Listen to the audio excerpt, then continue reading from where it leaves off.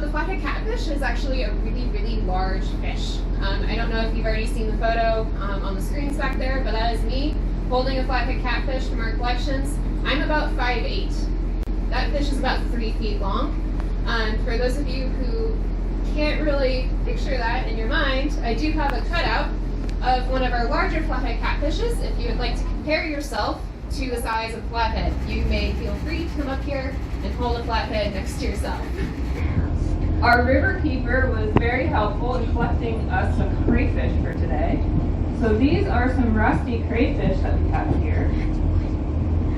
And there's a few ways you can identify rusty crayfish from native crayfish, or not even, actually some of the other species are non-native as well, unfortunately. We have a lot of that going on, but you can identify them from other crayfish species. So how do you pick up a crayfish? You just grab it? No. Good, you pick it up from behind. So let's see if I can pick this one up. So you want to pick it up from behind so it's not pinching you with its claws.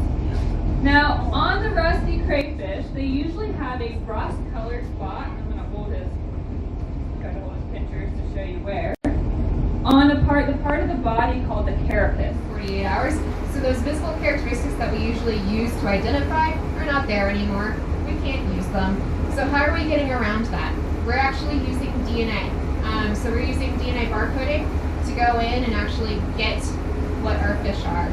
I go in, it's pretty messy work, pretty smelly work, and I get the decomposed fish, and then I take a small little piece of tissue, and I put that through a process that gives us a DNA sequence, and then use that to identify the species. Now, through what I've shown you, are aquatic invasive species only fish? No, there are a lot of different types of organisms. They can be fish, they can be reptiles, amphibians, they can be parasites, bacteria, pathogens, they can be plants, they can be algae. So there's a lot of things that we're worried about that can get out there and disrupt that natural functioning that we have in the environment. And the main things you can do to help prevent you from being somebody who could spread things is by cleaning your equipment and your gear.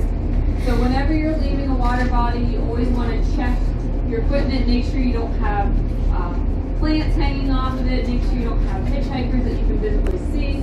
You want to drain your water on site. If you want to take that somewhere else and drain it, if you have a bilge or you're storing other water like that. You also want to get rid of your bait fish in the trash. So if you're fishing with rusty crayfish and you're done, you don't want to dump your bait bucket. You want to take that home and dispose of it in the trash. Again, you don't want to be a part of the problem. So there's